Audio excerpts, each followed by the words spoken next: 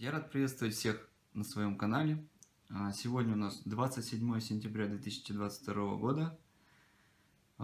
И я хотел в самом начале обратиться к своим зрителям. Я вижу, что вас достаточно много, вы смотрите мои видео, но мало кто подписывается. Чтобы не пропустить свежие новости касаемо мобилизации, своих прав в отношении этой мобилизации, прошу по возможности подписаться на канал. Спасибо.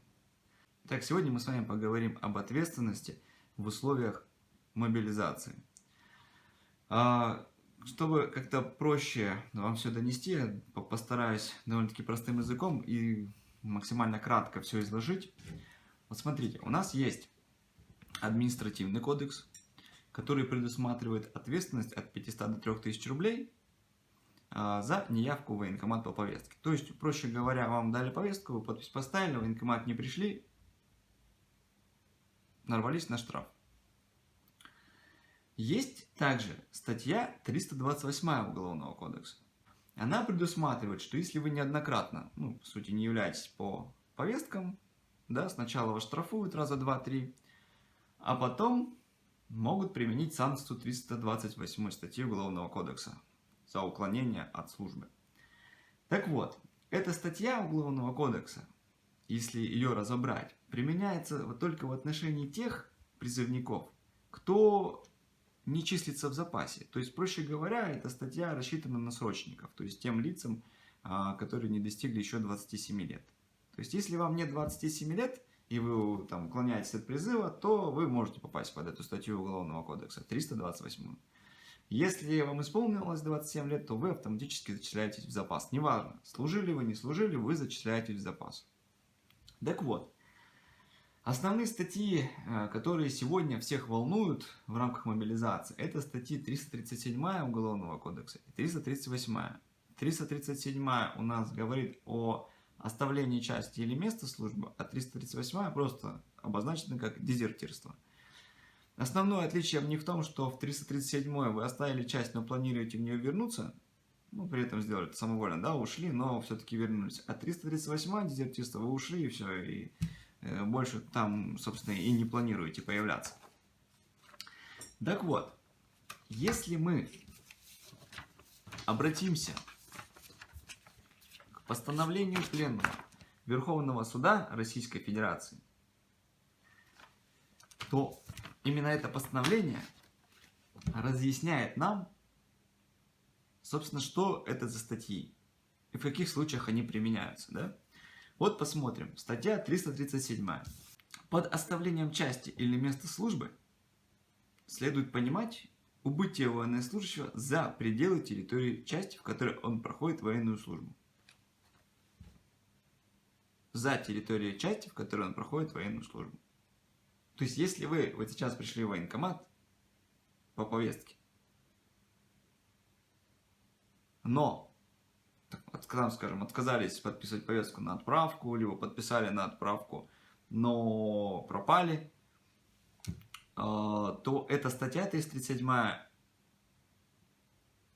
непонятно как должна на вас распространяться. По сути, она относится к другому. Когда вы уже находитесь в части или на территории, где вы службу проходите, и там покидаете ее, но не военный комиссариат в момент призыва.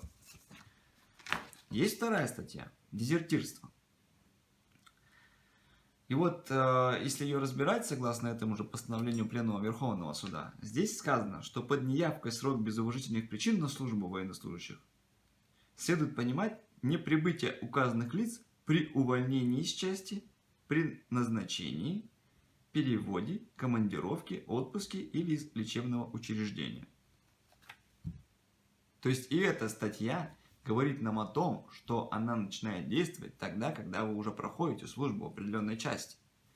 Представляется, что на сегодняшний день, когда мы говорим об этих статьях, непосредственно 337 и 338, здесь непосредственно нужно обращать внимание на указ президента Российской Федерации, который в пункте 2 говорит, что граждане Российской Федерации, призванные на военную службу по мобилизации, имеют статус военнослужащих, проходящих военную службу по контракту.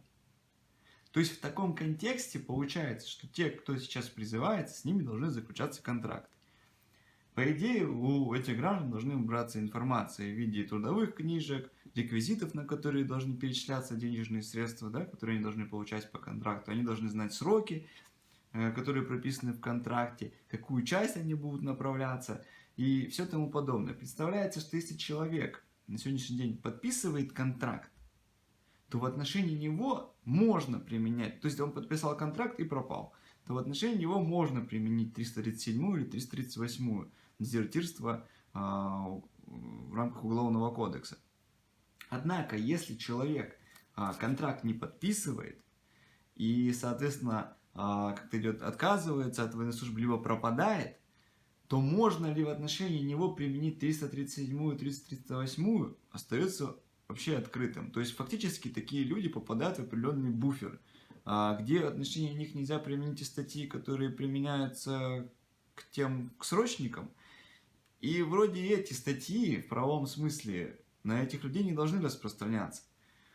Представляется, что в ближайшее время Верховный суд должен будет дать какие-то разъяснения, потому что на сегодняшний день практики по этим статьям именно в рамках мобилизации нет.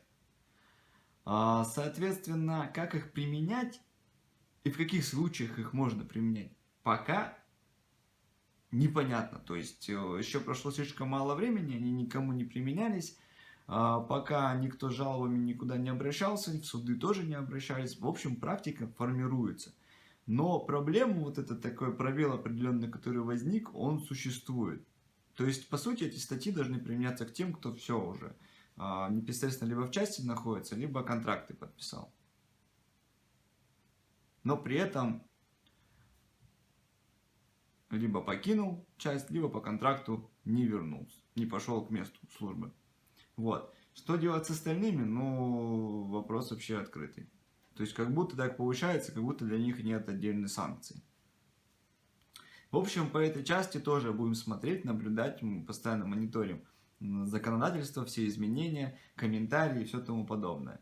Изменится в виду официальные комментарии касаемо там, применения этих статей на практике. Но пока прошло слишком мало времени, и пока что Верховный суд никаких комментариев по этому поводу не давал, да, собственно, еще пока никаких проблем не возникало. Эти статьи никому еще не применялись в нынешнее время.